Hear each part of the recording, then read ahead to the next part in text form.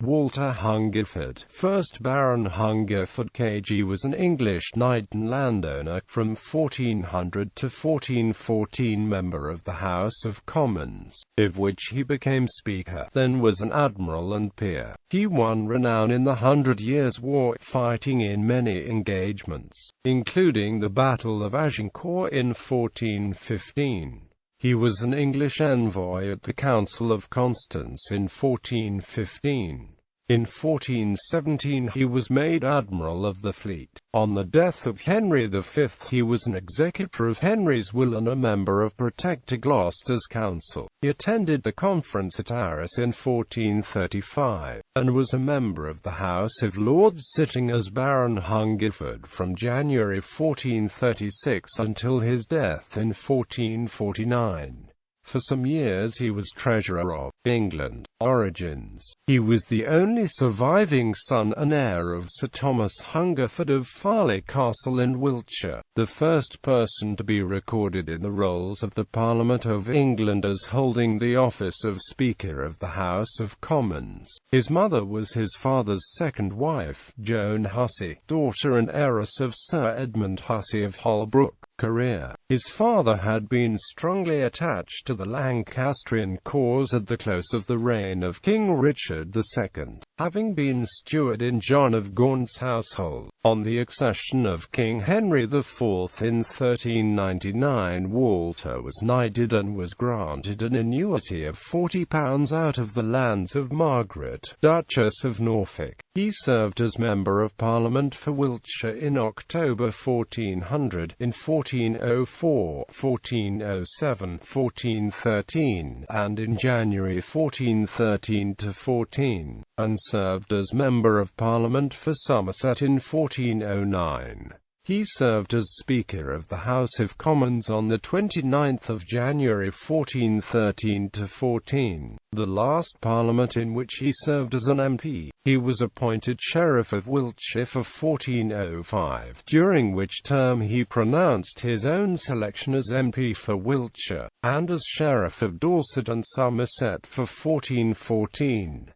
Hungerford also won renown as a warrior. In 1401 he was with the English army in France, and is said to have worsted the French king in a duel outside Calais. He distinguished himself in battle and tournament, and received substantial reward. In consideration of his services he was granted in 1403 100 marks per annum, payable by the town and castle of Marlborough, Wiltshire, and was appointed Sheriff of Wiltshire. On the 22nd of July 1414 he was nominated ambassador to treat for a league with Sigismund, King of the Romans, and as English envoy attended the Council of Constance in 1414–15. In the autumn of 1415, with 20 men-at-arms and 60 horse archers, Hungerford accompanied King Henry V to France. He can probably be correctly identified as the officer who on the eve of the Battle of Agincourt expressed regret that the English had not 10,000 archers, which drew a famous rebuke from the king.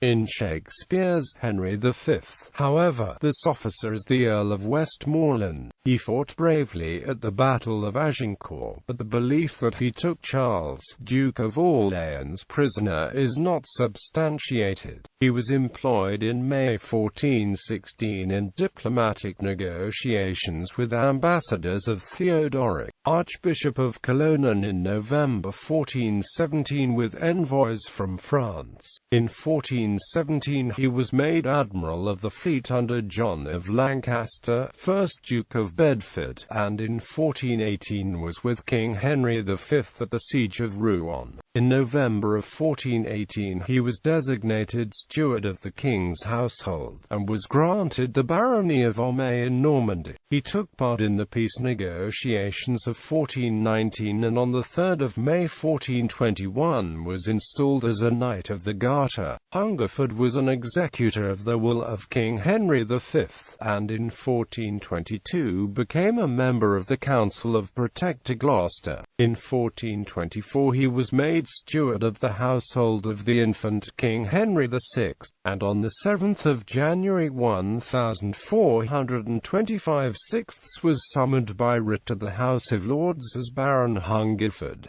The summons was continued to him until his death. Hungerford became Treasurer of England in succession to Bishop Stafford. When Bishop Beaufort's resignation of the Great Seal in March 1426-7 placed Gloucester in supreme power, he acted as carver at Henry VI's coronation in Paris in December 1430. But on the change of ministry which followed Henry VI's return from France in February 1431-2, he ceased to be treasurer. He attended the conference at Arras in 1435. Marriage and progeny.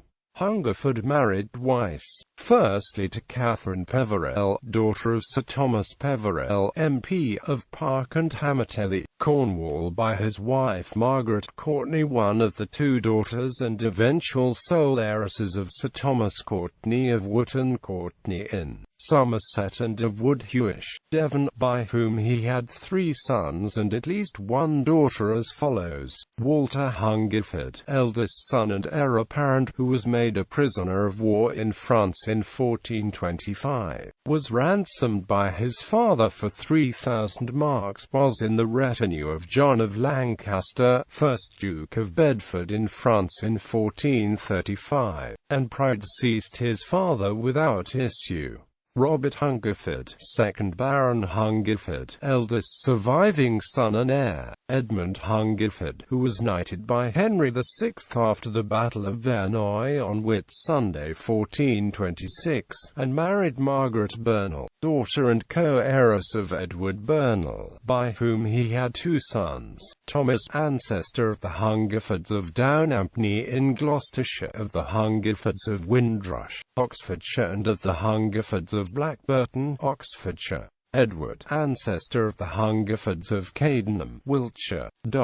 Elizabeth Hungerford, who married Sir Philip Courtenay of Powderham, Devon. On her marriage she took to her husband as her marriage portion the manor of Molland in North Devon, which she gave to her second son Sir Philip Courtenay of Molland, who founded a junior branch of the Courtenay family there. A fragment of an ancient chest tomb in Molland Church displays 2 interlaced Hungerford sickles and a dolphin of Courtenay of Powderham. Her third son was Peter Courtenay, Bishop of Exeter and Bishop of Winchester, whose splendid surviving mantelpiece in the Bishop's Palace, Exeter, displays much heraldry including Hungerford sickles and Peverell garbs. Secondly, he married Eleanor Berkeley, daughter of Sir John Berkeley of Beaverston Castle, Gloucestershire, by his second wife, Elizabeth Betshorn, widow successively of John Fitzalan, 6th Earl of Arundel, and of Sir Richard Poynings. Without progeny.